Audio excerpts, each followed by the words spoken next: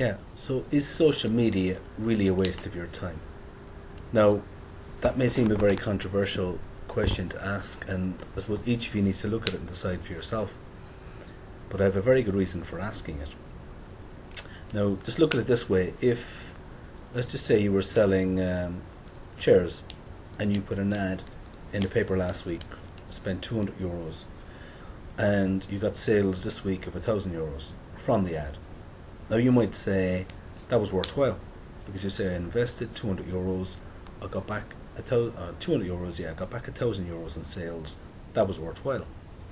Now social media, for the most part, is an investment of time.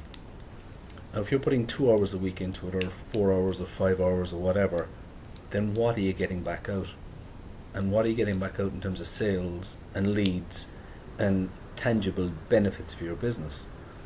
Now, this is one of the reasons why I have a major, I suppose, doubts and question marks over social media, because I've been doing my own straw poll over the last few years. Now, I train and mentor at least 100 different businesses a year. So I'd say in the last 3 years, it's about 300 people I've worked with. And I've been asking them all if they use social media and what they get back out of it. Now, most people are putting some time and effort into social media, but most of them, I'd say over 90% of them, when I ask the question, cannot quantify what they're getting back out in terms of sales and clients. Now, I want to qualify this by saying I also know some businesses that are doing extremely well from social media. So I'm not suggesting for a moment that social media doesn't work. But what I am saying is that for most small businesses that I deal with, the vast majority of them in fact, social media is not bringing any tangible returns in terms of sales and clients for all the time and effort that's going into it. Now, I think one of the reasons why this is happening is because a lot of people lack the time or the expertise that's needed to make social media really work.